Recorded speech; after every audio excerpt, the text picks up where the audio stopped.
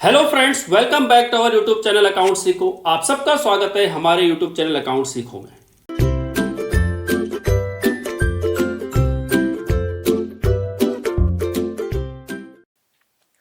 Friends, हमने बात की थी लास्ट सेशन में सीयूटी की कि कैसे आपका एंट्रेंस टेस्ट होगा, आपको किस तरह से टेस्ट देना है, उसके बेसिस पर आपका कॉलेज में एडमिशन होगा। अब बात करें उस टेस्ट की, तो उसमें मान लेते हैं बहुत सारे सब्जेक्ट हैं हमारे डोमेन में। उस डोमेन में से हमें एक सब्जेक्ट चूज करना है, वो है अकाउंटेंसी का फॉर कॉमर्स स्टूडेंट्स। जब हम अकाउंटेंसी की बात करेंगे तो उसे हम डिटेल में समझते हैं क्या है। तो हमारा जो 25-26 में जो एडमिशन हुआ था लास्ट ईयर, उसका जो ये टेस्ट दिया हुआ है, इसको समझते हैं ये है क्या, कैसा एग्जाम आया है, किस तरह से आपको अटेम्प्ट करना है, कितने क्वेश्चंस हैं, उसको देखते हैं। ठीक, तो हम स्टार्ट करते हैं। हमारा 25-26 जो लास्ट ईयर का क्वेश्चन पेपर है, उसको देखते हैं कि किस तरह से हमारा अकाउंटेंसी का एग्जाम उसमें पूछा गया था। देखिए, आपको इस तरह से दिया होगा सबसे पहले कि सेक्शन आईडी क्या है, सेक्शन नंबर क्या है, टाइप क्या है, ये सारी चीजें इंफॉर्मेशन दी होंगी आपको। ठीक है, क्लियर है बात। अब सबसे पहला जो क्वेश्चन आता है आपका 5 मार्क्स का, कि करेक्ट करोगे तो 5 मार्क्स मिलेंगे और गलत करोगे तो 1 मार्क्स मिलेगा। इसके अलावा इसमें जो क्वेश्चन आईडी है ना, ये इंपॉर्टेंट है।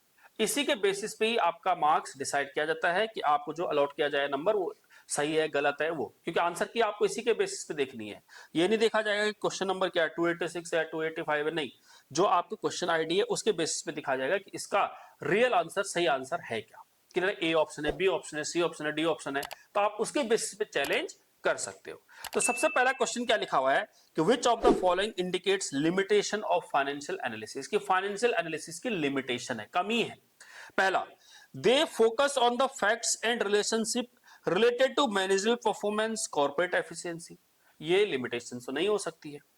कि कह रहा फोकस करेगा फैक्ट्स पे, रिलेशनशिप पे, किसके, मैनेजरियल परफॉर्मेंस पे, कि मैनेजमेंट किस तरह परफॉर्म कर रहा है, कैसे कॉर्पोरेट एफिशिएंसी को डेवलप किया जा रहा है। वो कह रहा है कि दे does not consider price level changes. हाँ, ये हो सकता है कि जो प्राइस लेवल चेंजेस है उसको कंसिडर नहीं करता। ये एक अकाउंटिंग की कमी है, फाइनेंशियल स्टेटमेंट की कमी है। ये याद होगा जब हम बात करते हैं प्राइस लेवल चेंजेस की, दैट मींस हम कह रहे हैं कि हमने कोई असेट्स परचेज की। जब हमने कोई असेट्स परचेज की तो उसे हिस्टोरिकल कॉस्ट पे दिखाया, जैसे हमने 10 लाख रुपए दिखाया। आज 20 साल बाद भी हमारी बुक्स में वो 10 ही लाख रुपए दिख रही होगी, क्योंकि हिस्टोरिकल कॉस्ट पे, ओरिजिनल कॉस्ट पे है। जबकि हो सकता है इसकी वैल्यू आज मान लो 50 लाख हो गई हो, या इसकी वैल्यू हो सकता है कि 2 लाख रह गई हो। तो हम इसकी करंट वैल्यू को कंसिडर नहीं करते हैं। तो ये इसकी लिमिटेशन हो सकती है। आगे देख लेते हैं। They indicate the ability of the company to meet its obligation, ये तो लिमिटेशन नहीं है। They provide vital information to the different stakeholders, ये भी लिमिटेशन नहीं है। तो लिमिटेशन आपकी एक है, तो आपका यहां पर क्या होगा, जैसे ही आप सेकंड ऑप्शन चूज करेंगे यू विल गेट 5 मार्क्स। अगला क्वेश्चन देखते हैं क्या लिखा हुआ है। अच्छा, ये लिमिटेशन दी हुई है। वैसे हमने जो हमारा ये चैनल है अकाउंट सीखो, आप इसमें सारी वीडियोस देख सकते हैं, इसके अंदर सारी की सारी हमने डिटेल में समझाया है। ठीक है, इसमें देखो लिखा हुआ है, देखो प्राइस लेवल चेंजेस को इग्नोर करता है। ठीक है, अगला क्वेश्चन देखते हैं क्या लिखा हुआ है। कह रहा है GS Rai company limited purchase assets of the book value 98,000। Assets खरीदी कितनी, 98,000 की, from another form. It was agreed that purchase consideration be paid by issuing 11% debentures of 100 each. Assumed debentures have been issued at a discount of 20%. आपको identify करना है number of debenture issued by the company to the vendors. ये कौन सा issue of debenture का question है। हमने कहा जो हमें वेंडर को पेमेंट करनी है, वेंडर को जो पेमेंट करनी है हमने, वो कितनी करनी है, 98,000। कितनी करनी है, 98,000। हमें पता है कि हमारे एक डिवेंचर की जो फेस वैल्यू है 100 रुपए है, लेकिन हमें इस पे डिस्काउंट कितना, 20% डिस्काउंट बोल रहा है। इट मींस हमें 20 रुपए कम मिलेगा, तो एक डिवेंचर में मिलेगा हमें 80 रुपए। एक डिवेंचर पर 80 रुपए मिलेगा, 98,000 रुपए हमें वेंडर को पेमेंट करनी है। तो हमने कहा नंबर ऑफ डिवेंचर कितने इश्यू करने पड़ेंगे। देखो मैं यहां पर लिख रहा हूं, आपको लिखने की जरूरत नहीं है, आप डायरेक्ट आंसर भी निकाल सकते हैं। तो नंबर ऑफ डिवेंचर कितने, 98,000 डिवाइड बाई 80। ठीक है, इसे करो, 8 2 8 दूनी 16, 8 पंजे 40, 12 टू कितना हो गया, 1225, 1225 आपके डिवेंचर आ गए। That is option number 3 is the right answer. Again you will get 5 marks. Next question देखिए, अगर हम क्या लिखा हुआ है। कह रहा है X limited has current ratio 3:1 and quick ratio 2:1 if excess of current assets over quick assets, वो क्या है, इन्वेंट्री है। तो कह रहा है करंट असेट्स निकालिए एंड क्विक असेट्स निकालिए। देखिए जी, हमें पता है कि रेशियो एनालिसिस का क्वेश्चन है ये, करंट रेशियो का फॉर्मूला होता था करंट असेट्स अपॉन में करंट लायबिलिटी, जो दिया हुआ है 3:1। इट मींस अगर मैं यहां पर कंसीडर करूं तो करंट असेट्स इसको क्रॉस मल्टीप्लाई करूं is equal to 3 current liability, ये मेरा एक पार्ट निकल गया। दूसरा वो कह रहा है जो लिक्विड रेशियो है आपकी वो होती है हमारी लिक्विड असेट्स अपॉन में करंट लायबिलिटी, जो दिया हुआ है हमें 2:1। तो हमारी यानी जो अगेन यहां पर अगर हम बात करें लिक्विड एसेट्स की तो लिक्विड एसेट्स आ गई 2 करंट लायबिलिटी। अब हमें पता है कि liquid assets is equal to होता है current assets minus stock. Liquid assets की जगह 2 करंट लायबिलिटी लिख दिया, करंट एसेट्स की जगह 3 करंट लायबिलिटी लिख दिया, माइनस स्टॉक की जगह हमने लिख दिया 5000। ठीक, इस स्टॉक को इधर लिया, इसको इधर लिया है, तो करंट लायबिलिटी आ गई 5000। करंट लायबिलिटी अगर 5000 आ गई तो इसको हम यहां पर रखेंगे और यहां रखेंगे, तो करंट एसेट्स कितनी हो गई 5 × 15000 और लिक्विड एसेट्स कितनी होगी 5 × 2 = 10000। तो हमारी 15000 की क्या होगी करंट एसेट्स और 10000 की होगी लिक्विड एसेट्स। अब आपको ये ध्यान रखना है, देखो 10000 और 15000 भी दिया हुआ है, 15000 और 10000 भी दिया हुआ है, कौन सा सही होगा? आपको क्वेश्चन पे जाना है कि जो आपको पहले दिया होगा उसका पहले आंसर है इसका। करंट एसेट्स कितनी है 15000, तो आपका ये ऑप्शन सही होगा, ना कि 3 ऑप्शन। ये जरूर ध्यान रखना है कि आपको किस रिस्पेक्टिव में पूछा है, किस क्रम में पूछा हुआ है, ये आपको देखना पड़ेगा। तो उसी अनुसार आपको क्या करना पड़ेगा, उसका आंसर देना होगा। तो आपको again you will get 5 marks. बड़ा आसान क्वेश्चन है, आगे देखते हैं। नेक्स्ट क्वेश्चन लिखा हुआ है ABC are partners in a firm if D is admitted as a partner, what will be the effect? D को एडमिशन हो रहा है तो क्या है ये? याद होगा जब भी कोई पार्टनर एडमिट होता है, नई फर्म में आता है, तो उसका क्या इंपैक्ट होगा, वो ये पूछ रहा है आपसे। इंपैक्ट क्या क्या दिए हुए? कह रहा है old firm is dissolved. Dissolved नहीं होती, ओल्ड फर्म को रिकॉन्स्टिट्यूट किया जाता है, ओल्ड फर्म का जो एग्रीमेंट होता है उसे बदल दिया जाता है, तो गलत है। Old firm and old partnership dissolve, ये भी अगेन गलत है। ओल्ड पार्टनरशिप रिकॉन्स्टिट्यूटेड, ये सही लग रहा है। Firm will loss its existence, ये भी गलत है। तो हमारा सिर्फ कौन से थर्ड ऑप्शन सही है। हमने पढ़ा भी था कि जब कोई पार्टनर का एडमिशन होगा, जब भी किसी पार्टनर का एडमिशन होगा, फर्म को रिकॉन्स्टिट्यूट किया जाता है, जो पुराना एग्रीमेंट है उसे बंद खत्म कर दिया जाता है, नया एग्रीमेंट बनता है। It is called reconstitution of partnership, ना कि डिसोल्यूशन ऑफ पार्टनरशिप। ठीक, again you will get 5 marks. देखो कितना आसान क्वेश्चन है। आगे देखते हैं क्या लिखा हुआ है। ये तो उन्होंने मीनिंग ऑफ रिकॉन्स्टिट्यूशन बताया हुआ है, प्लीज आप इसे, वैसे तो हमने जब रिकॉन्स्टिट्यूशन ऑफ पार्टनरशिप पढ़ा है उसके अंदर भी कंसीडर किया था और आपको यहाँ पे भी बताया क्या क्या है। जैसे चेंज इन PSR हो रहा है, एडमिशन हो रहा है, किसी पार्टनर का रिटायरमेंट हो रहा है, डेथ हो रहा है या अमालगमेशन हो रहा है 2 और मोर कंपनीज का, उससे हम कहते हैं रिकॉन्स्टिट्यूशन ऑफ पार्टनरशिप फॉर्म। ठीक, आगे देखते हैं। अगला क्वेश्चन क्या लिखा हुआ है, the directors of Priya polymer limited resolved that 200 equity shares of ₹100 each be forfeited for non-payment of the second and final call of ₹30 per share. Out of these, 150 shares were reissued at ₹60 per share to Monit. The amount of capital reserve पूछ रहा है आपसे। कौन सा है? Forfeiture का, issue of share का question है, जिसके अंदर फोरफीचर वाला क्वेश्चन पूछा हुआ है। वो कह रहा है कि जो हमारे 200 शेयर हमने फोरफीट किए, क्यों किए? क्योंकि फाइनल कॉल 30 रुपए की नहीं मिली। अब इसको देखो दोनों तरीके से करेंगे हम। एक तो हम डायरेक्ट मेथड से करेंगे। हमने कहा 100 रुपए का हमारा शेयर है, 30 रुपए नहीं मिले, इट मीन 70 मिल गए, तो 30 रुपए नहीं मिले, इट मीन ये हमें रिसीव हो गए। आगे क्या कह रहा है वो? हमने कह रहा 150 ही शेयर बेचे 60 रुपए में, 70 रुपए तो हमें ये मिल गए और 60 रुपए में हमने बेच दिया। इट मीन हमें टोटल कितने मिल गए? 130। कितने शेयर पे 130 मिले? ये 150 शेयर पे 130 मिले। इट मीन हमें अगर नॉर्मली मिलता, अगर हमने ओरिजिनल शेयर इश्यू किए तो मैक्सिमम कितना मिलता? 100 रुपए। मिल कितना गया? 130 रुपए। इट मीन हमें 30 रुपए पर शेयर पे फायदा हो गया है, तो 150 शेयर पर कितना फायदा होगा बोलो? 4500 का। तो ये हमारा आंसर होगा 4500। देखो कितना आसान है।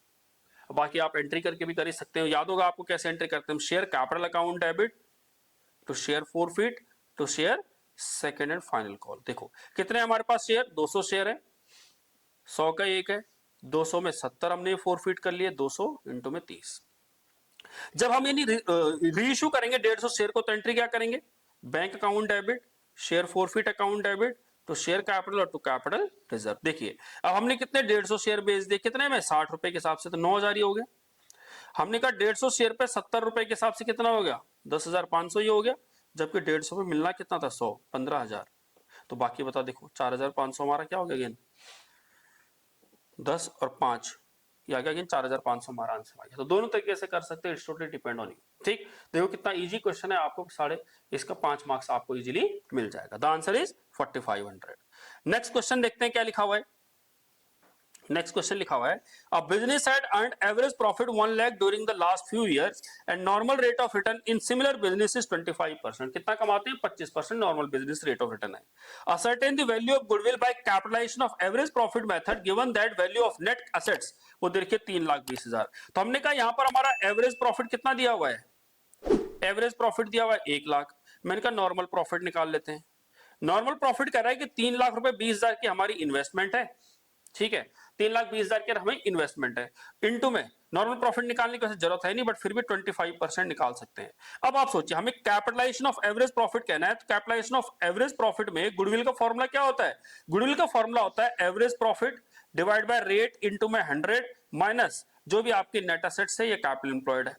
तो हमने कहा यहां पर क्या होगा, एवरेज कितनी है? 1 लाख डिवाइड बाय 25%, या 25 इंटू में 100 माइनस 3,20,000, तो कितना हो गया? 4 लाख हो गया, 3,20 गया तो कितना आ गया? 80,000। 80,000 आपका आंसर आ गया, that is option number A. Valuation of goodwill का क्वेश्चन है, ठीक। आगे देखते हैं। नेक्स्ट क्वेश्चन लिखा हुआ है, कह रहा है Rana, Sana and Kamna are partner sharing profits in the ratio 4:3:2। Rana retires, Rana retire हो गई, Sana and Kamna decide to share profits in the future, वो क्या रेशियो होगी? 5:3। The gaining ratio, gaining ratio क्या होगी भाई जरा बताओ। अब इसमें हम क्या करेंगे, सिंपल सा क्वेश्चन है। गेनिंग रेशियो का फॉर्मूला क्या होता था? New ratio minus old ratio. तो हमने कहा बात करें हम सना की और बात करें हम किसकी? कामना की, तो सना का जो न्यू रेशियो है वो है 5/8 और कामना का 3/8। ओल्ड रेशियो क्या थी? ओल्ड रेशियो थी 3/4 3 7 9 और 2/9। इसको कर लेते हैं सॉल्व। 72 45 माइनस 24 दैट इज हो गया 21/72 और ये हो गया आपका 72 27 माइनस 8 दूनी 16 11/72 कितना हो गया? 21:11। That means option number A, ठीक। ये क्या सिंपल सा क्वेश्चन है हमारा ये, ठीक। ये हमारा क्या चीज है? क्वेश्चन है नॉर्मल चेंज इन रेशियो का। आगे देखते हैं। नेक्स्ट क्वेश्चन क्या लिखा हुआ है देखिए, कह रहा है The following journal entries appears in books of X company limited। क्या है? Bank account debit 475, loss on issue of debenture है कितना? 75,000, 12% debenture 5 lakh, premium redemption debenture 50,000। In this case debenture have been issued at discount of 5%। कह रहा है 5% discount पर हमने debenture को इशू किया है। What is the rate of premium on redemption of debenture? क्या आपको ये बताना है कि हमने जो डिवेंचर रिडीम किए उस पर जो प्रीमियम हमने पे किया है, कितना प्रीमियम पे किया हमने? 50,000 का पे किया है। इसका रेट क्या है? रेट ऑफ प्रीमियम क्या है? अब आप बताइए। हमने कहा हमें यानी जो यहाँ पर लॉस हुआ है 75,000 का लॉस हुआ है, इसके अंदर दो चीजें हैं, एक तो इसके अंदर डिस्काउंट है और एक इसके अंदर loss on issue of debenture. It means इसके अंदर जो प्रीमियम जो हमने पे किया एक वो नुकसान है जो कि 50,000 रुपए का है, तो जो बाकी 25,000 होगा वो क्या होगा? डिस्काउंट होगा।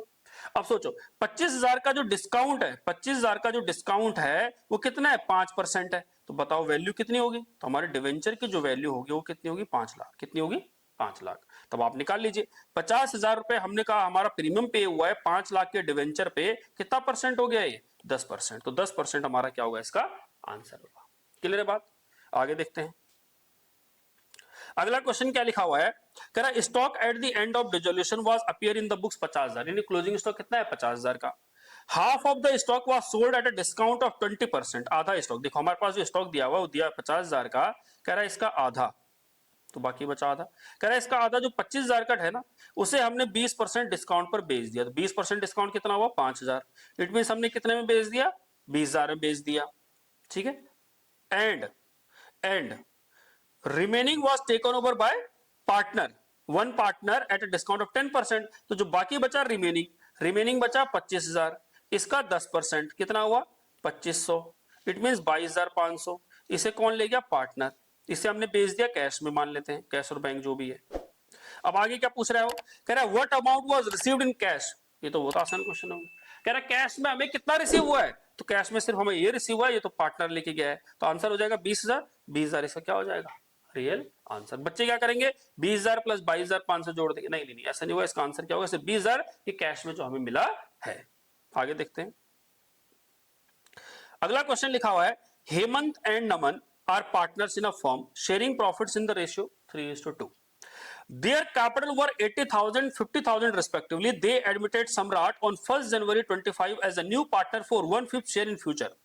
आगे लिखा है Samrat brought 60,000 as is capital, calculate value of goodwill. कौन सा क्वेश्चन हो गया? हिडन गुडविल का क्वेश्चन हो गया। ठीक, तो हमने कहा हिडन गुडविल में कैसे निकालते थे हम गुडविल निकालते थे कि जो पार्टनर का शेयर है, दैट इज नया पार्टनर जो फर्म में आया है, इट मींस टोटल कैपिटल निकालते थे हम पार्टनर इनटू में reciprocal of share minus capital of all partner plus reserves and surplus. तो कैपिटल ऑफ ऑल पार्टनर में क्या है, पुराने पार्टनर आ गए, दैट इज 80,000, 50,000 और प्लस नए पार्टनर की कैपिटल 60,000। कितना हो जाएगा ये हो जाएगा 3 लाख माइनस 8, 5, 13 और 6, 19, 1,90,000। ये हो गया 1,10,000। 1,10,000 हमारा क्या आ गया, आंसर आ गया। तो 1,10,000 it means option number 2। Clear बात, हिडन गुडविल का क्वेश्चन है। आगे देखते हैं क्या लिखा हुआ है।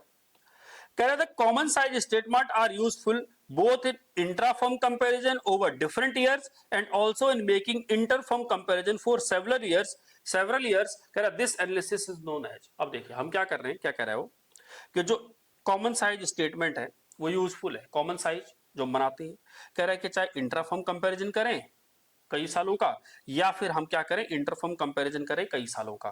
कह रहा है इस एनालिसिस को हम क्या कहते हैं, कई सालों का। वो ये नहीं कह रहा है कि पास्ट ईयर से करेंट ईयर में, कई सालों का, सेवरल इयर्स। तो याद होगा वर्टिकल की बात करें या फिर हम हॉरिजॉन्टल की बात करें या रेशियो की बात करें, हम 2 सालों का कंपैरिजन करते हैं, उसके बेसिस पे निकालते हैं। बट जो ट्रेंड एनालिसिस होता है ना, ट्रेंड कई सालों को देख के निकाला जाता है। एग्जाम्पल के तौर पर अगर मैं जैसे एग्जाम्पल बात करूं सचिन तेंदुलकर की, कि सचिन तेंदुलकर ने कितने रन बनाए, तो उसका ट्रेंड इस तरह देखा जाता है, कैसा ट्रेंड था उसका। तो ये ट्रेंड एनालिसिस कहलाता है। ठीक, तो हम इसकी बात करेंगे ट्रेंड एनालिसिस की। ठीक, नेक्स्ट क्वेश्चन क्या लिखा हुआ है, कह रहा है कि which analysis is a judgmental process. Judgmental का मतलब हम जजिंग कर रहे हैं, देख रहे हैं, चेक कर रहे हैं क्या है।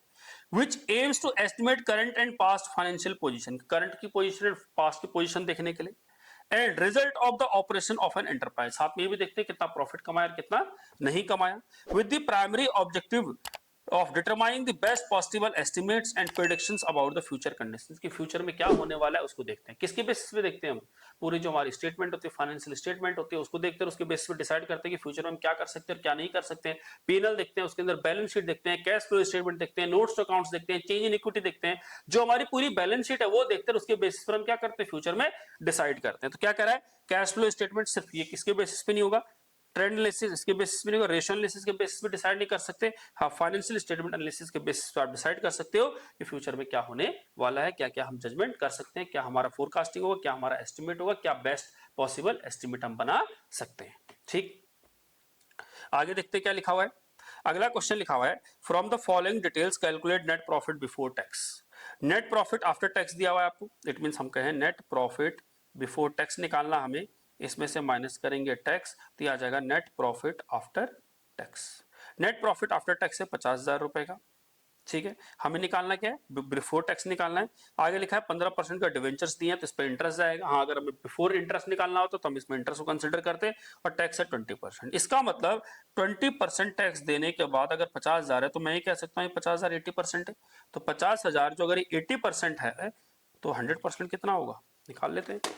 तो जो हमारा वैसे भी निकालने से कैलकुलेट करो, 10 8 8 6 48 2 8 2 16 4 8 5 40, 62,500 आ गया। 62,500 इसका क्या होगा, रियल आंसर। ठीक है, इजी। आगे देखते हैं, आगे लिखा हुआ है a trader carries an average inventory 40,000, it means उसकी एवरेज इन्वेंट्री कितनी कैरी करता हो, 40,000 रुपए की। His inventory turnover ratio 8 times, उसकी इन्वेंट्री कितनी है, 8 गुना। If he sells goods at a profit of 20% on revenue from operation, देखो वर्ड क्या लिखा है, कॉस्ट ऑफ ऑपरेशन नहीं लिखा है, रेवेन्यू फ्रॉम ऑपरेशन सेल, तो find out the gross profit. तो ग्रॉस प्रॉफिट निकालना है, कोई दिक्कत नहीं है। हमने कहा इन्वेंट्री टर्नओवर रेशियो का फॉर्मूला क्या होता था, कॉस्ट ऑफ गुड्स सोल्ड या cost of revenue from operation divide by average stock. अब देखिए हमारे को आईटीआर दिया हुआ है 8, कॉस्ट ऑफ गुड्स सोल्ड का पता नहीं, लेकिन एवरेज स्टॉक कितना दिया हुआ है 40,000। तो हमारा सीओजीएस कितना आ गया, 4 8 32, 3,20,000। अब हमने कहा हमारा सेल का फॉर्मूला क्या होता है, सेल या रेवेन्यू फ्रॉम ऑपरेशन का है तो cost of goods sold plus gross profit. अब हमें सेल का नहीं पता, हमने कहा सेल एक्स है, कॉस्ट हमें देखिए 3,20,000 और प्रॉफिट कह रहा है सेल का कितना है 20%, सेल का 20%, इट मीन x/5। तो x minus x/5 is equal to 3,20,000, 5x में से गया 4x डिवाइड बाय 5, तो x इज इक्वल टू हो जाएगा 3,20,000 इंटू में 5 divide by 4, that is 4 lakh. 4 lakh की सेल आ गई, 4 लाख की सेल आ गई, 3,20,000 की कॉस्ट है, तो प्रॉफिट आ गया 80,000 रुपए। तो हमारा प्रॉफिट कितना हो जाएगा 80,000। आगे चलते हैं। नेक्स्ट क्वेश्चन देखते हैं क्या लिखा है कि ग्रॉस प्रॉफिट रेशियो देखिए 25%, इस credit revenue from operation, it means credit sale है 20 लाख रुपए की, it's cash revenue from operation, cash sale दे रखी है 20% of the total revenue from operation. If indirect expenses दे रखी है 50,000 का, तो नेट प्रॉफिट निकालो। हमने कहा सेल इज इक्वल टू होता है cash cell plus credit sale, ठीक है। हमने कहा सेल कितनी है, 20% सेल का हमारा क्या है, कैश सेल है, तो हमने सेल एक्स मान ली, तो कैश सेल कितना होगा, एक्स का 20% प्लस क्रेडिट सेल कितनी है 20 लाख रुपए की, तो अब हमने कहा यहां पर होगा x minus x by 5 is equal to 20 lakh, तो हो जाएगा 5x यानी 4x, x is equal to हो जाएगा 20 लाख डिवाइड बाई 4 इंटू में 5 दैट इज 25 लाख। तो हमारी सेल कितनी आ गई 25 लाख। ग्रॉस प्रॉफिट कितना है 25%, तो 25% 25 लाख का कितना हुआ, तो ग्रॉस प्रॉफिट आ गया हमारा 25 लाख का 25%, 6,25,000, और इसमें से माइनस कर देते हैं हम इनडायरेक्ट एक्सपेंसेस, वो कितने दिए हुए 50,000, तो हमारा नेट प्रॉफिट कितना आ गया 5,75,000, 5,75,000, तो 5,75,000 हमारा जो होगा सही आंसर होगा। क्लियर बात, बहुत इजी क्वेश्चन दिए हुए हैं, ये हमारा रेशियो एनालिसिस का क्वेश्चन है। आगे देखते हैं आगे क्या लिखा हुआ है, कह रहा है कि Asha, Deepa and Lata are partners in a firm sharing profits in the ratio of 3:2:1। Deepa retire होगी, ठीक है, बाकी क्या कह रहा है, Deepa retires after making all adjustments relating to revaluation goodwill, सब चीजें हमने उन्हें देने के बाद उनकी कैपिटल बची है, वो बची है 1,60,000 80,000, किसकी जो रिमेनिंग पार्टनर है, कौन कौन, आशा और लता। It was decided to adjust the capital of Asha Lata in their new profit sharing ratio। New profit sharing ratio में उनको क्या करना है, कैलकुलेट करना है। You are required to calculate the new capital of the partners. बड़ा आसान है, हमने कहा जो टोटल कैपिटल है वो कितनी, 1,60,000 प्लस 80,000 2,40,000, इसे न्यू रेशियो में बांट देना है। तो न्यू रेशियो क्या है, हमने कहा आशा, दीपा और लता जो रेशियो थी वो थी 3:2:1। दीपा रिटायर हो गई, तो जो बची रेशियो है वही हमारी न्यू रेशियो होती है और वही हमारी गेनिंग रेशियो होती है। ये हमने कब पढ़ा है, जब हमने पढ़ा था रिटायरमेंट का चैप्टर, उसके अंदर जब हमने पढ़ी थी रेशियो। ठीक, नोट में लिखवाया था कि जो रिमेनिंग रेशियो होगी वही आपकी न्यू रेशियो होगी, वही आपकी गेनिंग रेशियो होगी। तो जरा बताओ इसे न्यू रेशियो में बांट दो, तो कितना हो जाएगा 6×3 = 18, 1,80,000 और 60,000, तो आंसर क्या होगा 180 और 60, 180 और 60, यानी ऑप्शन नंबर 2। ठीक, आगे चलते हैं। तो क्वेश्चन पढ़ने में जो टाइम लगेगा, आंसर में तो ज्यादा टाइम लगेगा ही नहीं। क्या लिखा हुआ है, A and B are partner sharing profits in the ratio of 2:1। C is admitted into the firm for 1/4 share of the profit. C brings in ₹20,000 capital of old partners A and B. After all adjustment, ये सारा कुछ करने के बाद 45,000 और 15,000 उनकी capital दी है, सब कुछ करने के बाद it is agreed that partners capital should be according to the new profit sharing ratio. अब इसमें न्यू रेशियो निकालनी, इस बार अमाउंट नहीं निकालना, न्यू रेशियो निकालनी है। न्यू रेशियो निकालनी, तो हमने कहा भाई हमें पता है कि ए और बी दो पार्टनर है, उनके रेशियो है 2:1, दैट इज 2/3 और 1/3। नया पार्टनर सी आया 1/4 शेयर के लिए, तो रिमेनिंग शेयर हमने कहा कितना होगा 1 - 1/4, दैट इज 3/4। तो 3/4 को ए क्या ले जाएगा, ए का शेयर क्या होगा 3/4 का 2/3, बी का शेयर क्या होगा 3/4 का 1/3, और सी का शेयर तो 1/4 है ही। तो कितना हो जाएगा ये हो जाएगा 12, 6/12, 3/12, और इसको भी करेंगे तो 3/12। तो रेशो हो गई 2:1:1, 2:1:1, दैट इज ऑप्शन नंबर 2। ठीक है, आगे चलते हैं।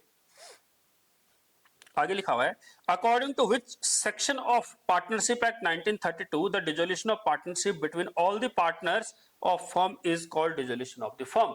वैसे तो मैंने आपके लिए पूरी लिस्ट बना रखी है, आप प्लीज इसको देख लीजिए क्या क्या है। ठीक, अब हमें उसने क्या क्या पूछा हुआ है, उसने पूछा हुआ है कि सेक्शन 32, सेक्शन 35, 37, 39, 32 जो हमारा होता है रिटायरमेंट का होता है बेसिकली, 35 हमारा जो डिजीज पार्टनर का होता है उसका है, और 37 जो ड्यूज होते हैं उसका है, 39 हमारा डिसोल्यूशन का है। तो हमारा यहाँ पर आंसर 39 होगा, बट आपको फिर भी ये लिस्ट याद कर लेनी है क्या क्या है। ठीक है जी, याद कर लेना, क्योंकि एक मार्क्स का क्वेश्चन इससे पूछा जा सकता है। नेक्स्ट क्वेश्चन क्या लिखा हुआ है, कह रहा which of the following is correct, कौन सा करेक्ट है। The important provisions affecting partnership accounting in absence of partnership deed. याद होगा एब्सेंस ऑफ पार्टनरशिप डीड में दो चीजें, एक तो प्रॉफिट शेयरिंग रेशियो इक्वल होगी, और इंटरेस्ट ऑन लोन जो पार्टनर ने फर्म को दिया है उस पर 6% का रेट ऑफ इंटरेस्ट मिलेगा, इसके अलावा कुछ भी नहीं मिलेगा। तो उसके हिसाब से देखते हैं क्या प्रोविजन है। प्रॉफिट शेयरिंग रेशियो कह रहा if partnership deed is silent about the profit sharing ratio profit and losses of the partners, उसे कैपिटल रेशियो में बांटा जाएगा। रॉन्ग है। दूसरा लिखा हुआ है इंटरेस्ट ऑन कैपिटल कह रहा partners is entitled to claim higher interest on capital, बहुत गलत, 0 मिलेगा। नेक्स्ट क्या लिखा हुआ है इंटरेस्ट ऑन ड्राइंग कह रहा है कि no interest on drawing, no interest is to be charged on drawing made by the partner if there is no not mentioned in deed. ये बिल्कुल सही है, इंटरेस्ट नहीं दिया जाएगा इंटरेस्ट ऑन ड्राइंग पे अगर लिखा नहीं है। Interest on loan if partner has advance loan to the firm, partner ने अगर लोन दिया है फर्म को for the purpose of whatever the purpose, entitled to get interest on loan amounting to 16% per annum, गलत है, 6% होता है, तो ये भी क्या है स्टेटमेंट गलत, that is only option number 3 is correct, option number 3 is correct. Fundamental of partnership बहुत स्टार्टिंग का ही पार्ट है। आगे देखते हैं क्या लिखा हुआ है।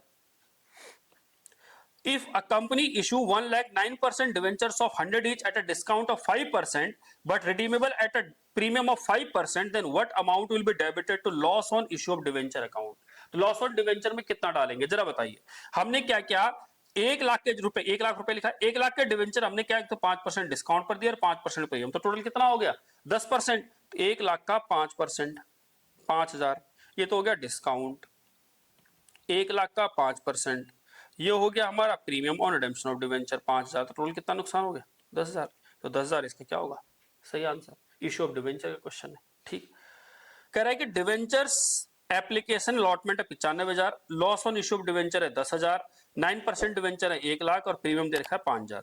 On the basis of the above entry determine the rate of discount at which 1,09% debentures of 100 each were issued if they were redeemed at a premium of 5%।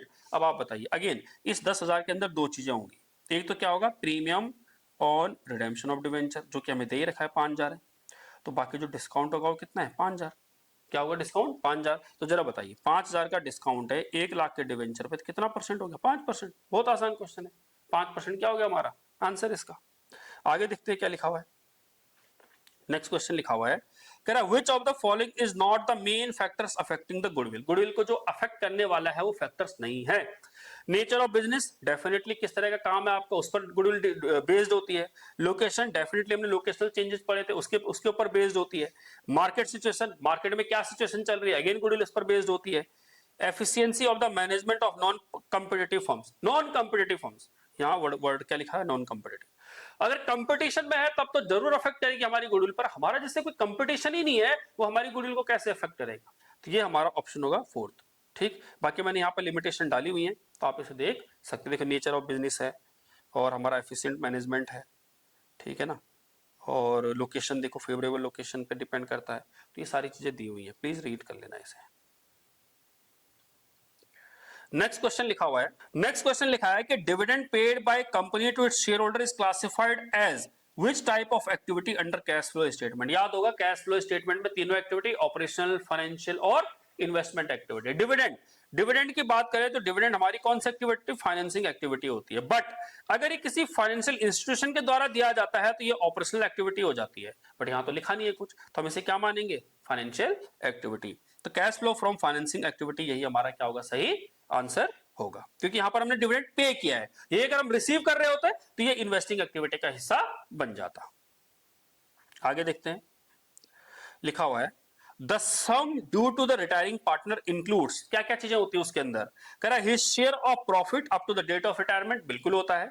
His share of goodwill, बिल्कुल होता है। His share of accommodated profit, पिछले सालों में अगर हमने कुछ profit कमाए उसमें हिस्सा मिलेगा, बिल्कुल मिलेगा।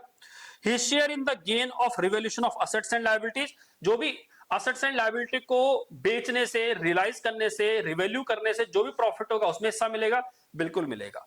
प्लीज याद ध्यान रखना, एक चीज और बताने वाला हूं मैं, यहां लिखा है वर्ड गेन, खाली गेन ही मिलेगा, लॉस भी तो मिलेगा, पर हमने डेफिनेशन में पढ़ा है कि गेन इंक्लूड्स लॉसेज आल्सो, इसलिए हम कह रहे हैं कि सारी ऑप्शन बिल्कुल सही है। और ये गलत टिक लग गया, A B C D, third option is the right answer. आगे चलते हैं क्या लिखा हुआ है, आगे लिखा हुआ है various accounting aspects involve on death of a partners are, कह रहा है कि various accounting aspects involve on death of partner are as follows, कि जब डेथ होगी किसी पार्टनर की तो क्या क्या चीजें होंगी। सबसे पहले adjustment in respect of unrecorded assets and liabilities, बिल्कुल रिवैल्यूएशन अकाउंट जब बनाते हैं तो अनरिकॉर्डेड असेट्स एंड लायबिलिटी को कंसीडर करते हैं। गुडविल का ट्रीटमेंट करते हैं, बिल्कुल करते हैं। प्रिपरेशन ऑफ रिलायेशन अकाउंट, रिलायेशन अकाउंट कहां बनता है याद कीजिए, जब हम बनाते थे डिसोल्यूशन, ये इसके अंदर नहीं बनता। आगे प्रिपरेशन ऑफ एग्जीक्यूटर का लोन अकाउंट, बिल्कुल बनता है एग्जीक्यूटर का लोन अकाउंट। इट मींस हमारे पास यहां पर ए बी और डी ऑप्शन बिल्कुल सही है, सी ऑप्शन गलत है। तो ए बी और डी, ए बी डी हमारा पास कौन सा है, सेकंड ऑप्शन, तो second option is the right answer. Next question देखते हैं क्या लिखा हुआ है। तेरा security premium account can be used only for the following purpose. अब देखो सिक्योरिटी प्रीमियम कौन सा, हमने शेयर इश्यू किए, हमने डिवेंचर इश्यू किए, उसके अंदर हमारे को प्रीमियम आया हमारे पास। तो जो हमारा जनरली शेयर इश्यू करने के हमारे पास प्रीमियम बचता है, उस प्रीमियम का क्या क्या यूज है वो ये पूछ रहा है आपसे। पहले मैं आपको इसका यूज बता देता हूं जिससे कि आपको आसानी होगी। क्या लिखा हुआ है, देखो लिखा हुआ है permissible uses of security premium. सबसे पहले कह रहा है as per section 52 rule 3 of companies act, जो हमारा कंपनीज रूल है 2014, उसमें लिखा हुआ है कि प्रीमियम का क्या क्या यूज है। सबसे पहले इश्यू बोनस शेयर, हम बोनस शेयर इश्यू कर सकते हैं।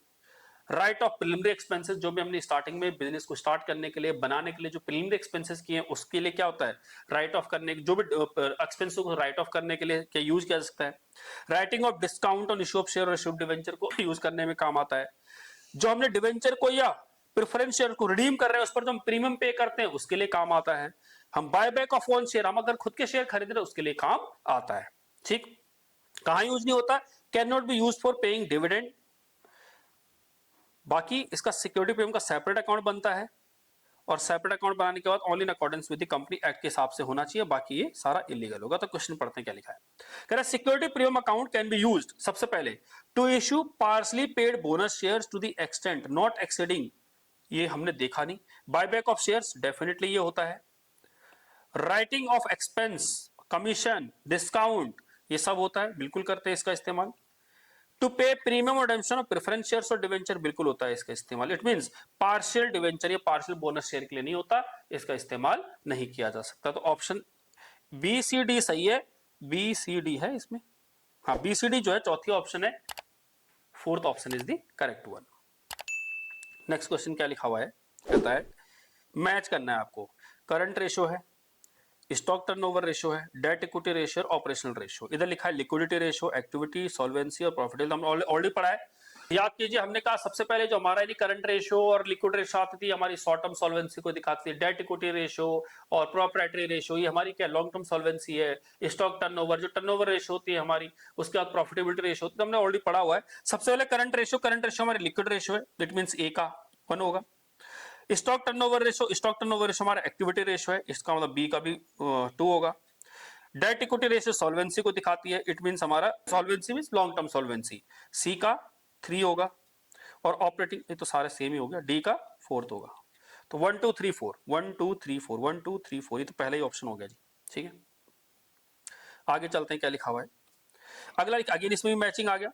करें रिजर्व्स एंड सरप्लस दिया हुआ है, नॉन करंट लायबिलिटी है, करंट लायबिलिटी है, शेयर होल्डर फंड है, share option outstanding account, long term provisions दिया है, short term provisions, calls and arrears. अब देखिए सबसे पहले हम बात करें किसकी, नॉन करंट लायबिलिटी की। तो हमारा क्या long term provisions non current liability है और करंट लायबिलिटी हमारा शॉर्ट टर्म प्रोविजंस है। इट मींस बी का 2 और सी का 3, बी का 2 और सी का 3 है कहीं पे, बी का 2 और सी का 3।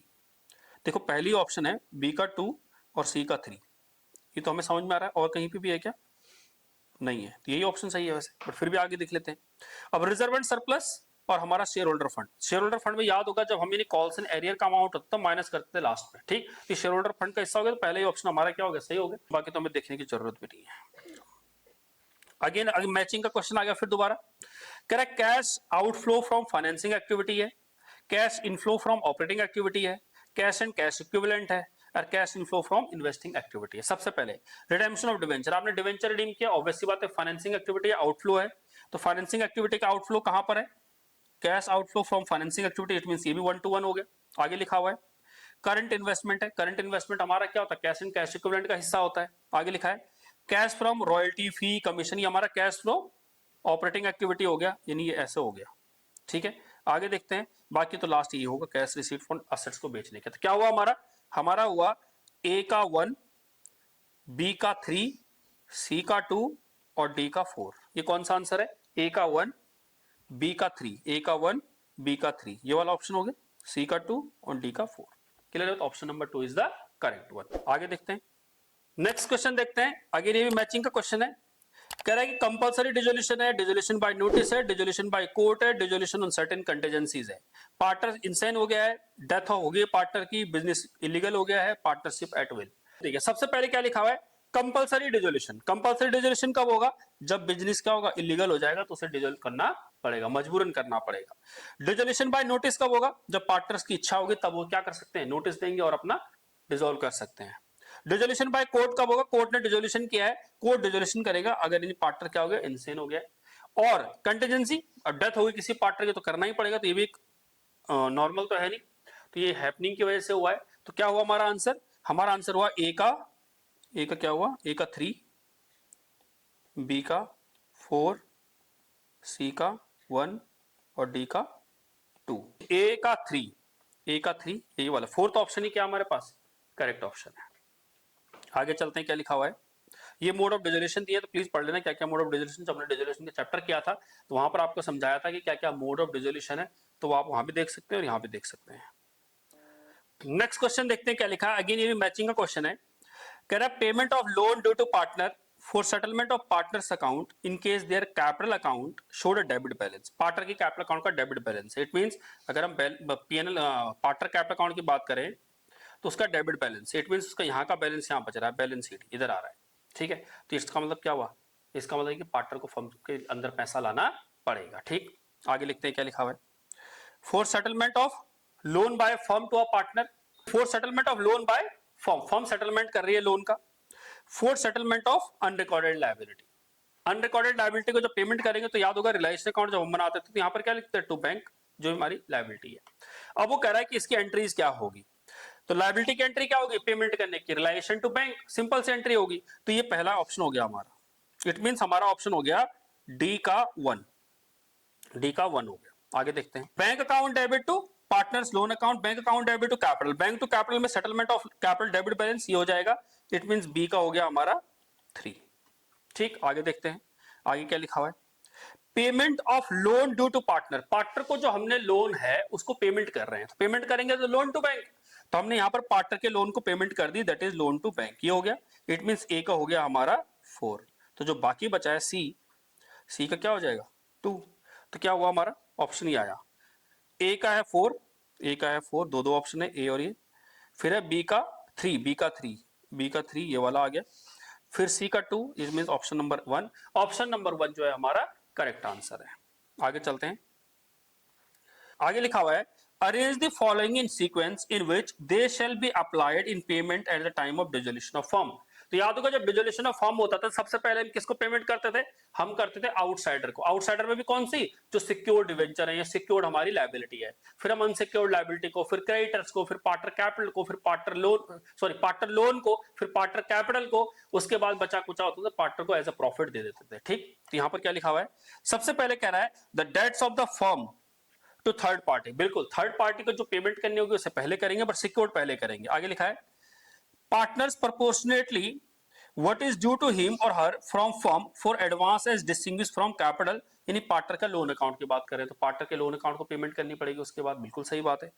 Each partners proportionally what is due to him on account of capital, तो कैपिटल के बेसिस पे देना पड़ेगा जो कैपिटल बचेगी, और divide among the partners in their profit sharing ratio, तो बिल्कुल सही है ये। सबसे पहले थर्ड पार्टी को पेमेंट करते हैं, उसके बाद हमने कहा हमारी ये थर्ड में पहले सिक्योर्ड और अनसिक्योर्ड, फिर करंट लायबिलिटी, देन फिर क्या करते हैं पार्टनर के लोन, देन पार्टनर की कैपिटल, और जो बचेगा उससे पार्टनर में बांट देते हैं। तो ये एबीसीडी बिल्कुल ही सही लगा रखा है इन्होंने, ऑर्डर में ही दिया हुआ है सारा। आगे देखते हैं, ये हमने यहाँ पे लिखा हुआ है आपके लिए कि कैसे कैसे सेटलमेंट हुई थी, वो आप चेक कर सकते हैं इसमें।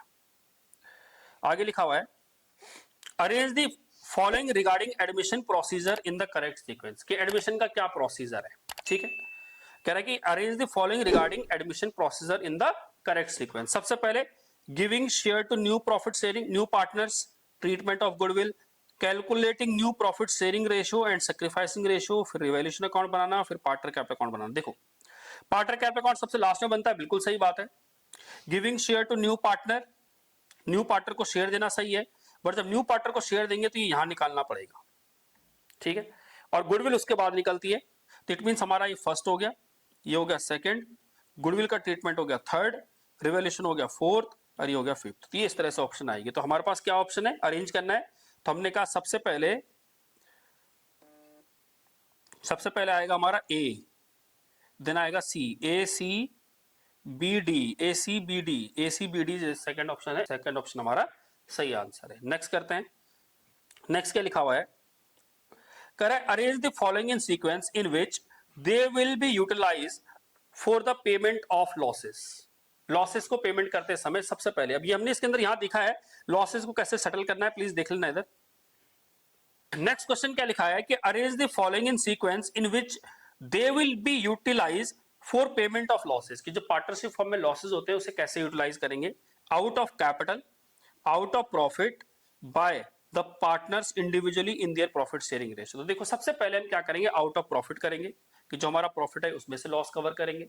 अगर वहां से नहीं होगा तो फिर हम कैपिटल से करेंगे, और उसके बाद भी बचेगा तो फिर पार्टनर अपने घर से पैसा लेके आएगा। पार्टनर क्या करेगा, अपने घर से पैसा लेके आएगा। इट मींस सबसे पहले हम क्या करेंगे, प्रॉफिट से करेंगे, कैपिटल से करेंगे, और फिर पार्टनर घर से लाएगा। तो B A C is the right answer, B A C यानी third option is the correct one.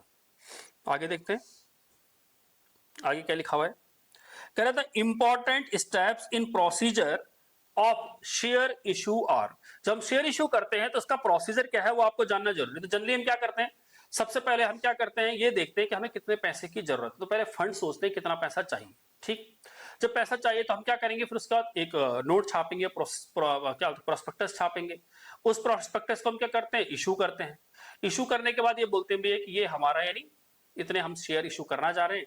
इतने जब शेयर इशू किए जाएंगे तो लोग अप्लाई करेंगे, उन्हें शेयर अलॉट किए जाएंगे, उनसे पैसा मंगवाया जाएगा। ये सारा प्रोसीजर है, ठीक। तो ये हमने यहाँ पर प्रोसीजर लिखा हुआ है कैसे, सबसे पहले क्या था, बोर्ड रेजोल्यूशन होता है, फिर फाइलिंग आरओसी के पास फाइल होता है, फिर हम शेयर ऑफर करते हैं, फिर हम अप्लाई करता है इन्वेस्टर, फिर उन्हें शेयर अलॉट किए जाते हैं, फिर उन्हें शेयर सर्टिफिकेट दिया जाता है। पैसा उनके साथ साथ ही यही पैसा ले लिया जाता है जब उन्हें शेयर अप्लाई करते हैं। तो अप्लाई के टाइम पे सारा पैसा ले लिया जाता है, और उसी टाइम पे क्या कहता है, शेयर इशू भी किए जाते हैं। फिर अकाउंटिंग एंट्री करते हैं, रिटर्न फाइल करते हैं, कंप्लायंस फॉलो करते हैं। तो यहाँ पर देखते हैं क्या है, correct company issue the prospectus to the public, prospectus तो इश्यू करना पड़ेगा। Company has to get minimum subscription with in 120 days from the date of issue of prospectus. बात तो सही है, पर एप्लीकेशन तब आएंगे जब हम शेयर इशू करेंगे। कह रहा था prospective investors intending to subscribe the share capital of the company would make an application along with the application money. आगे लिखा लेटर ऑफ अलॉटमेंट, ये तो सबसे काम लास्ट में एक अलॉटमेंट दिया जाएगा। तो इट मींस क्या हुआ, सबसे पहले हमने ये किया, उसके बाद हमने प्रोस्पेक्टस दिया, उसके बाद उन्होंने अप्लाई किया होगा तो उनको मिनिमम, और उसके बाद हमने उन्हें, तो क्या हुआ 1325। It means A C B D, A C B D, A C B D is the second option. तो ए सी बी डी जो हमारा सही है, यहाँ पर प्रोसेस दिया हुआ है तो आप इसे देख सकते हैं। आगे देखते हैं क्या लिखा हुआ है, आगे लिखा हुआ है कि the steps involved in calculation of goodwill under super profit method. जब सुपर प्रॉफिट मेथड निकालते तो याद कीजिए सबसे पहले हम क्या निकालते थे, हम निकालते थे भाई हमारा एवरेज प्रॉफिट क्या है, फिर हम निकालते थे हमारा नॉर्मल प्रॉफिट क्या है, फिर इन दोनों को क्या करते थे हम डिफरेंस निकालते थे कि हमारा सुपर प्रॉफिट क्या है, और फिर हम गुडविल निकालते थे super profit into number of shares purchase. ये हमारे स्टेप्स होंगे। तो सबसे पहले क्या कह रहा है वो, calculate the super profit by deducting normal profit. नहीं तो बाद में आता है। कैलकुलेट द नॉर्मल प्रॉफिट, ये भी बाद में आता है। सबसे पहले आता है कैलकुलेट द एवरेज प्रॉफिट, फिर हम निकालते हैं उसके बाद normal profit, this is second one. तीसरा हम निकालते थे super profit, this is third one, ये सेकंड है। उसके बाद हम निकालते कैलकुलेट द गुडविल मल्टीप्लाई करके, ये हमारा फोर्थ स्टेप। इट मींस हमारा क्या हुआ, ये हुआ हमारा C B A D, C B A D, C B A D, C B A D, third option. तो थर्ड ऑप्शन जो हमारा बिल्कुल सही है, सी बी ए डी। सबसे पहले हम क्या निकालते थे, एवरेज प्रॉफिट, देन हम निकालते थे नॉर्मल प्रॉफिट, देन निकालते थे सुपर प्रॉफिट, और फिर निकालते थे गुडविल। नेक्स्ट क्वेश्चन की बात करें, क्या लिखा हुआ है, अ सॉलिड पार्टनरशिप। ये हमें क्या करा है, read the following passage. Passage आ गया क्वेश्चन, अभी पैसेज पढ़ना है और उसके बेसिस पर आंसर देने। कहता है AVT were partners of a law firm sharing profits in the ratio 5:3:2. Their partnership did provide the following: interest on capital 5%. A guaranteed that he would earn minimum annual fee कितना 6 लाख रुपए, कम से कम 6 लाख रुपए वो कमा के देगा। क्या तुमने सीए वाला क्वेश्चन क्या था पार्टनरशिप में, वही वाला क्वेश्चन लग रहा है। T was guaranteed a profit 2,50,000, T को गारंटी दी जा रही 2,50,000 की, excluding interest on capital, interest on capital छोड़ के। Any deficiency on account of this was to be borne by A and V in the ratio of 2:3। During the year ending 31 March 19, A and fee 3,20,000, देखो 3,20 कमाया, 6 लाख का वादा किया था, 3,20 कमाया, it mean 2,80,000 रुपए इसने कम कमाया। आगे लिखा हुआ है नेट प्रॉफिट अर्न्ड वो है 8,60,000 का। पार्टनर की कैपिटल देखिए 3 लाख, 3 लाख और 2 लाख। तो मैंने कुछ मत करो, इसमें आप एक profit and loss appropriation account बना लो, आपके सारे आंसर आ जाएंगे। वैसे क्वेश्चन में देख लेंगे क्या है। सबसे पहले यहां लिखो नेट प्रॉफिट जो दिया हुआ है 8,60,000 रुपए का, प्लस इसमें जो उसने पैसा नहीं कमाया, जो शॉर्ट हो गया अर्निंग, शॉर्ट अर्निंग कितना 2,80,000। इधर लिखो to interest on capital, interest on capital कितना है ए वी टी, कितना है 5%, 5% कितना हुआ 3 3 3 3 पंजे 15,000, 15,000 और 10,000, टोटल कितना हो गया 15 दूनी 30 और 10 40,000। ठीक है आगे देखते हैं, ये हो गया, ये वाला हिस्सा हो गया। अब टी को कहा है कि भैया उसका हिस्सा 2.5 लाख रुपए से कम नहीं होगा, तो निकालते हैं हिस्सा कितना होगा। हमने कहा हमारे पास 8,60,000 दिया है प्लस 2,80,000 है, माइनस कर दीजिए 40,000 इसमें, तो ये आ गया हमारे पास 11 लाख रुपए आ गया। इस 11 लाख रुपए को बांट लेते हैं, ठीक है, किसमें ए वी और टी। रेशियो क्या दे रखी है, रेशियो दे रखी है 5:3:2, 5 3 8 2 10, 3 2 में 5, तो ये हो गया कितना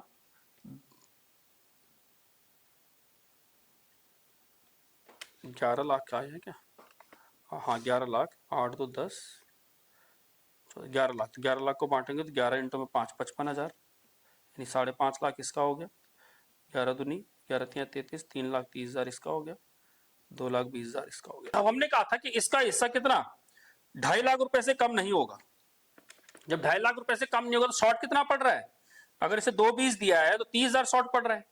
अभी 30,000 कौन लेके आएगा, दोनों लेके आएंगे 2:3 के रेशो में, इट मींस 12,000 और 18,000, 12,000 और 18,000। तो 12,000 हमने कहा इसकी जेब से निकालेंगे, 18,000 इसकी जेब से निकालेंगे और 30,000 इसकी जेब में डाल देंगे। अब पढ़ते हैं हमारे ऑब्जेक्टिव क्वेश्चंस क्या है क्या। सबसे पहला क्वेश्चन कह रहा है वो what is the amount as deficiency of annual fee. बिल्कुल आसान, अभी निकाला हमने 2,80,000, 2,80,000 ही था ना, 2,80,000, तो इसका ऑप्शन हो गया ए।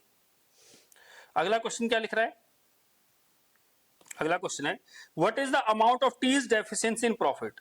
टी की डेफिशिएंसी, टी हमने कहा यहां पर दो पार्टनर थे ए वी और टी, तो ए ने गारंटी दी थी कि जो है ए और वी, टी की जो डेफिशिएंसी कितनी है 30,000 रुपए की, टी की डेफिशिएंसी कितनी है 30,000, तो हमने कहा टी की डेफिशिएंसी है 30,000, तो इट मींस ये वाला हमारा आंसर सही हो जाएगा 30,000। अगला क्या लिखा हुआ है क्वेश्चन, अगला क्वेश्चन लिखा हुआ है in which ratio the deficiency of T will be borne by A and V. तो क्वेश्चन में दे रखा था, कितना दिया हुआ था 2:3, तो 2:3 के रेशियो में बांटेंगे, तो 2:3 इज द राइट आंसर, या हमारा राइट आंसर हो गया।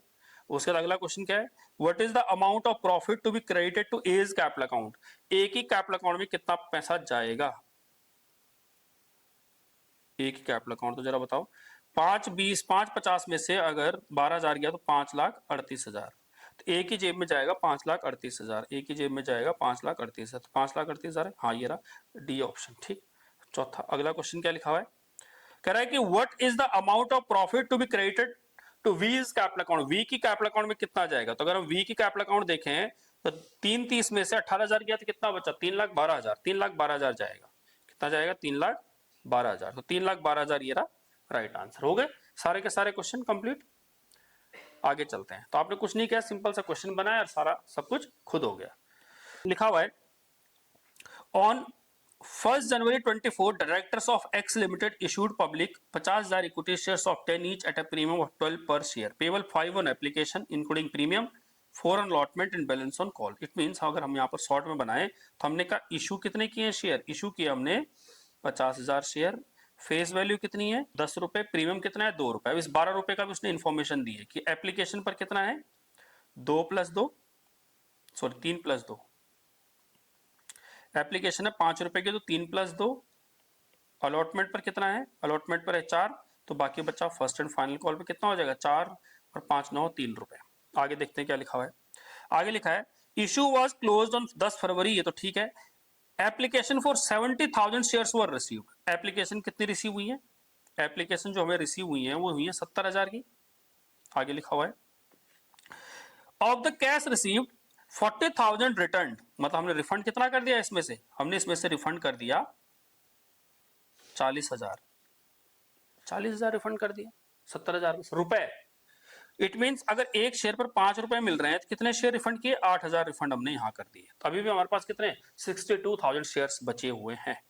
कह रहा है 60,000 was applied to amount due allotment, it mean 60,000 हमने एडजस्ट कर लिया। तो हमने कहा 60,000 रुपए हमने अलॉटमेंट पर एडजस्ट कर लिया। 60,000 कितना हुआ डिवाइड बाई 5 कितना होगा 12,000, तो 12 20,000 शेयर तो निकल गए। तो बच्चे कितने 50,000, तो बाकी 50,000 को हमने दे दिए होंगे।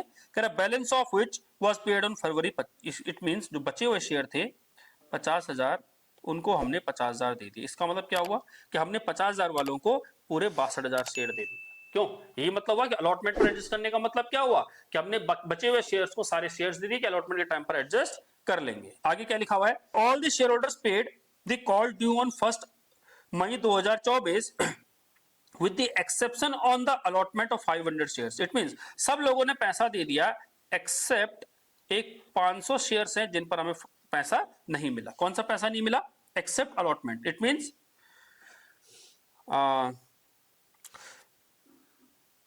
All share holders paid call, अच्छा सिर्फ कॉल का पैसा नहीं मिला, इस पर हमें कॉल का पैसा नहीं मिला। आगे लिखा हुआ है these shares were forfeited on this September and reissue, 8 रुपए में हमने रीइश्यू कर दिया, हमने फोरफिट किया और इनको हमने क्या कर दिया 8 रुपए के हिसाब से रीइश्यू कर दिया। इनको हमने फोरफिट किया शेयर को और इन्हें 8 रुपए के हिसाब से रीइश्यू कर दिया। ठीक है जी, आगे देखते हैं द कंपनी, ये नॉर्मल पॉलिसी है, नॉट मेंटेन कॉल्स मेंटेन नहीं करती, इट मींस उसको।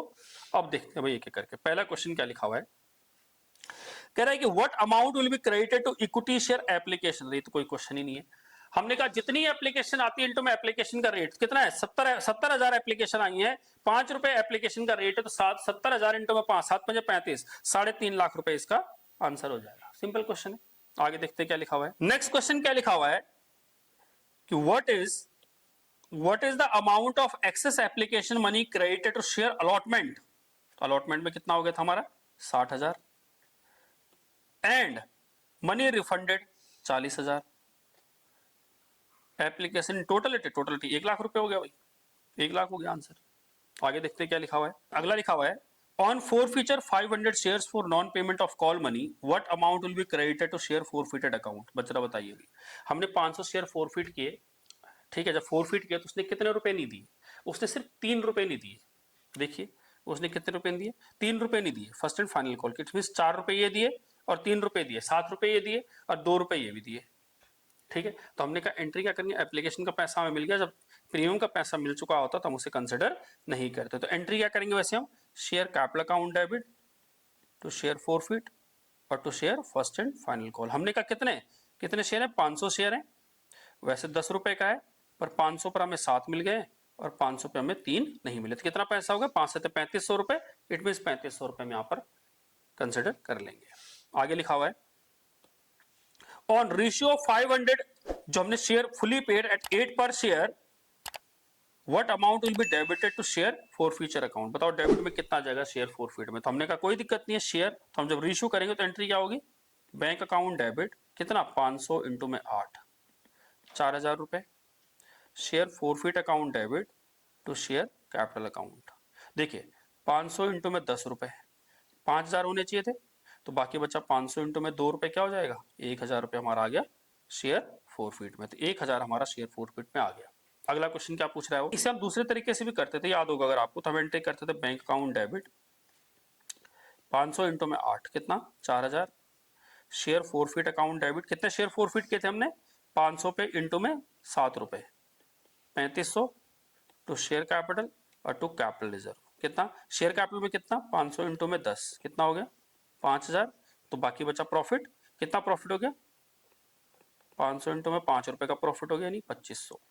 अब आप देख लीजिए इन दोनों का जो डिफरेंस है वही तो हमारा ये रहा 1,000 रुपए। ठीक, अगला क्वेश्चन देख लेते हैं क्या लिखा हुआ है। अगला क्वेश्चन लिखा हुआ है what is the amount of profit on ratio forfeited share. तो आई के कैपिटलिज्म में कितना है, तो कैपिटलिज्म में कितना 2500 रुपए ट्रांसफर होगा। ठीक, इस तरह से देखिए हमने क्या किया, पूरा का पूरा सीयूटी का जो हमारा 1 घंटे का एग्जाम है वो हमने कंप्लीट कर लिया अंडरस्टैंडिंग के साथ।